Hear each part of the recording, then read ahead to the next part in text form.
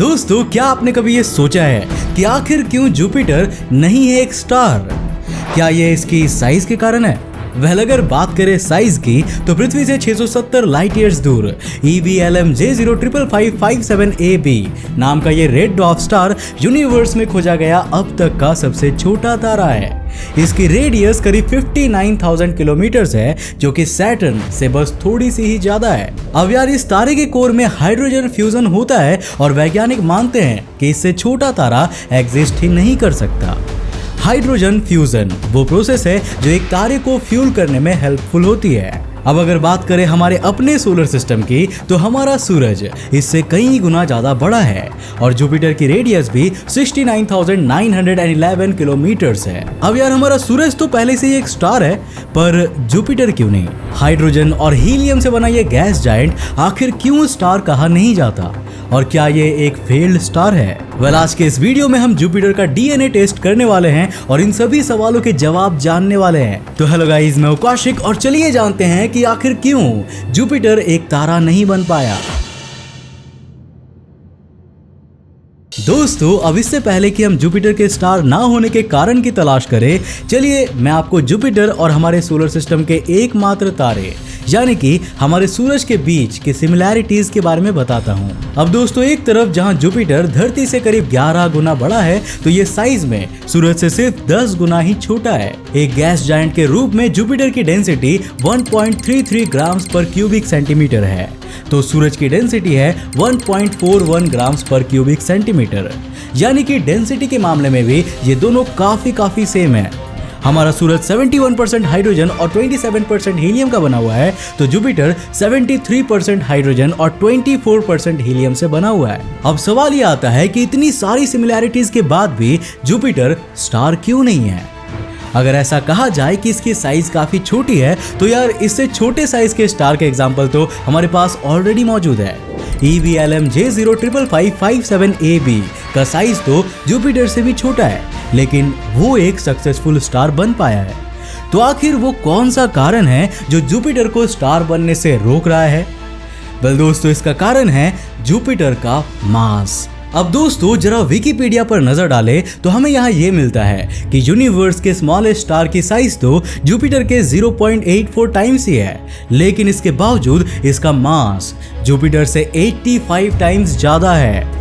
Jupiter का मास इतना ज्यादा है ही नहीं कि वो अपनी कोर में हाइड्रोजन और हीलियम का फ्यूजन करा सके। अब अगर हम सोलर सिस्टम के सारे ऑब्जेक्ट्स को एक तरफ रखें और जुपिटर को दूसरी तरफ, तो जुपिटर उन सभी से 2.5 टाइम्स ज्यादा मैसिव है। पर लेकिन जब हम सूरज और जुपिटर के मास को कंपेयर करते हैं, तो इन दोनों के बीच कोई कंपैरिजन नहीं है। जुपिटर सूरज के मास का 0.001% भी नहीं है। अब यार, इन फैक्ट एंड फिगर्स को सुनने के बाद हमें ऐसा लगता है कि भाई, अगर जुपिटर के पास थोड़ा सा और मास होता तो शायद वो भी एक स्टार बन सकता था, और यही कारण है कि हम जुपिटर को एक फेल्ड स्टार कहते हैं, राइट? लेकिन रियलिटी में ऐसा बिल्कुल भी नहीं है। दोस्तों, आस्क एन एस्ट्रोनॉमर की वेबसाइट के इस आर्टिकल में स्टार और प्लैनेट के फॉर्मेशन के बीच डिफरेंस के बारे में बताया गया है। इसके अनुसार एक स्टार का फॉर्मेशन तब होता है जब इंटरस्टेलर स्पेस में मौजूद किसी नेबुला का एक गैस क्लाउड ग्रेविटी के इन्फ्लुएंस में कोलैप्स कर जाता है, और वहीं दूसरी ओर प्लैनेट्स तब बनते हैं जब पहले से मौजूद किसी तारे के अराउंड की डिस्क का मटेरियल कंडेंस होने लगे। अब चलिए इस कॉन्सेप्ट को थोड़ा सा आसान शब्दों में समझते हैं। हमारा सोलर सिस्टम सोलर नेबुला से बना था। सोलर नेबुला के अंदर एक गैस क्लाउड रहा होगा जो बाकी के रीजन से ज्यादा डेंस होगा। अब एक दिन एक एक्सटर्नल फोर्स सोलर नेबुला में हलचल क्रिएट करता है और ये स्पिन करने लगता है। इससे वो डेंस गैस क्लाउड भी स्पिन करने लगता है और ग्रेविटी के इन्फ्लुएंस में कोलैप्स हो जाता है। इससे ये सोलर नेबुला के बीच में एक डेंस कोर का फॉर्मेशन कर लेता है। अब जैसे जैसे ये डेंस कोर स्पिन करती है, वैसे वैसे इसके आसपास का मास इसकी ओर आता है और ग्रेविटी के इन्फ्लुएंस में इसी के अंदर स्क्वीज होता जाता है।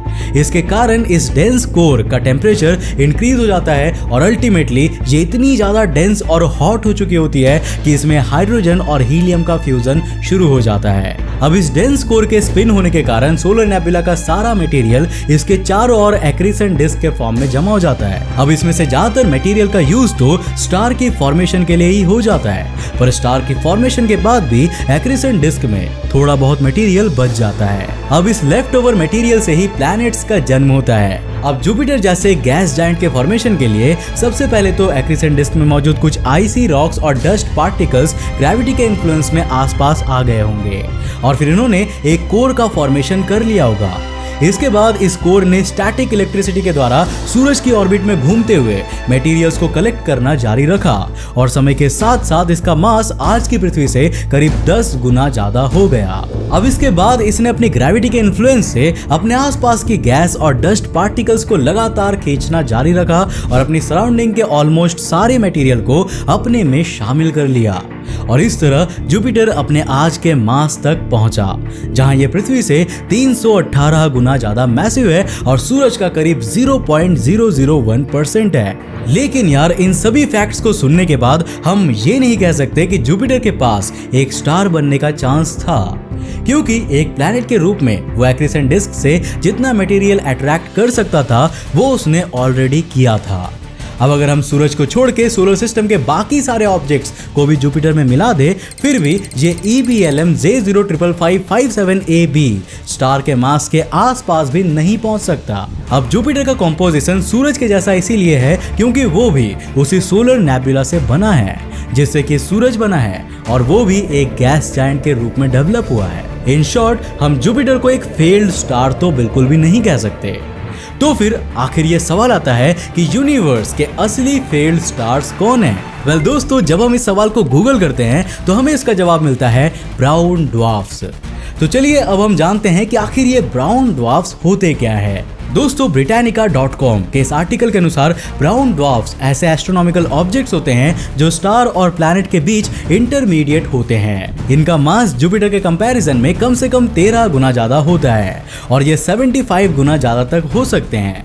स्टार्स और ब्राउन ड्वार्फ्स के बीच डिफरेंस ये है कि एक तरफ जहां स्टार अपने कोर में हाइड्रोजन और हीलियम का फ्यूजन कराते हुए स्टेबल ल्यूमिनोसिटी को प्रोड्यूस कर पाते हैं, तो ब्राउन ड्वार्फ कभी भी इस स्टेज तक नहीं पहुंच पाते। ब्राउन ड्वार्फ्स भी ठीक उसी तरह गैस क्लाउड के कोलैप्स होने से बनते हैं जैसे कि एक नॉर्मल स्टार बनता है और हर नॉर्मल स्टार की तरह ही अपने शुरुआती कुछ करोड़ों सालों में नॉर्मल हाइड्रोजन नहीं बल्कि हाइड्रोजन के एक रेयर आइसोटोप ड्यूटेरियम का फ्यूजन करा के एनर्जी को प्रोड्यूस कराते हैं।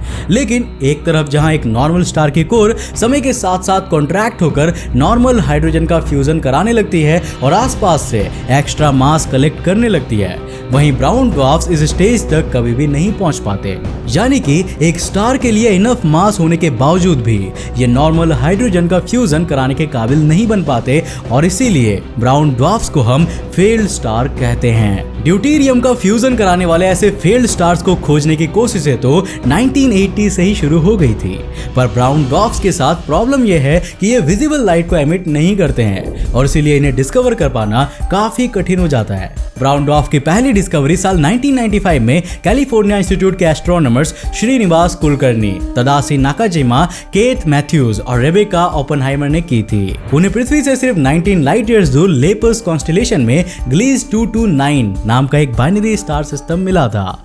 इस स्टार सिस्टम में एक रेड ड्वार्फ और एक ब्राउन ड्वार्फ मौजूद थे, जिसके ब्राउन ड्वार्फ का नाम ग्लीज 229b रखा गया है। इसके पहले साल 1989 में पृथ्वी से 400 लाइट ईयर्स दूर टॉरस कॉन्स्टेलेशन में टाइडी 1 नाम का एक ब्राउन ड्वार्फ मिलने का दावा भी किया गया था, पर उस समय हम इसकी इमेज नहीं ले पाए थे और ये भी हमें 1995 में ही मिली थी। साल 2004 में हमें 2M1207 नाम के एक ब्राउन ड्वार्फ के अराउंड प्लैनेट्स भी मिल चुके हैं, यानी कि ये अपना सोलर सिस्टम भी बना सकते हैं और परिवार भी बसा सकते हैं।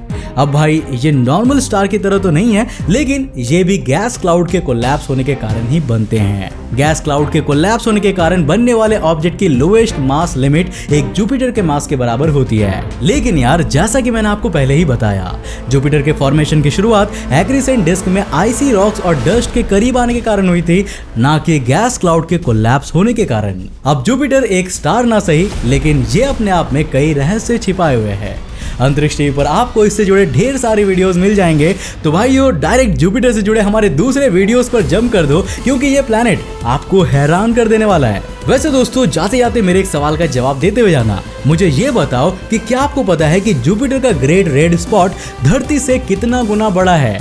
मतलब कि उसके अंदर कितनी सारी धरतियां समा सकती है।